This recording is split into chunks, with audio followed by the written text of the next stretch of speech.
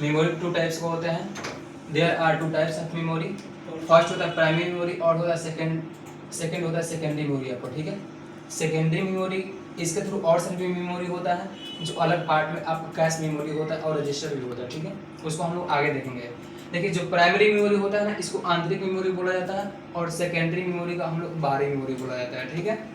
जो प्राथमिक मेमोरी होती है ना, वो प्राइमरी मेमोरी होता है, जिसको इंटरनल मेमोरी और सेकेंडरी मेमोरी एक्सटर्नल, ठीक है।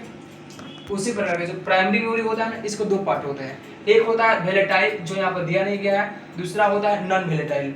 वेलेटाइल का मतलब इसको बोलते हैं इंटरनल और इसको बोलते हैं एक्सटर्नल, ठीक है। इंटरनल मेमोरी एक्सटर्नल मेमोरी होता है आपको रैम, और इंटरनल मेमोरी होता है भाई रोम, ठीक है ना।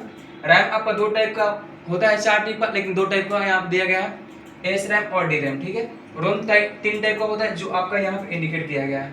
उसका सेकेंडरी मेमोरी आपको तीन टाइप का स्टोरेज होता है, मैग्नेटिक स्टोरेज, ऑप्टिकल स्टोरेज और फ्लैश स्टोरेज, ठीक है। जो मैग्नेटिक स्टोरेज होता है ना हम लोग का, वो मैग्नेटिक करंट पर वर्क करता है। ऑप्टिकल जो स्टोरेज होता है ना, वो लेजर टेक्नोलॉजी पर वर्क करता है। और फ्लैश स्टोरेज जो होता है वो यूएसबी के ऊपर पर कार्य करता है। ये मैग्नेटिक स्टोरेज का मतलब कंप्यूटर का बाहरी स्टोरेज होता है, ठीक है।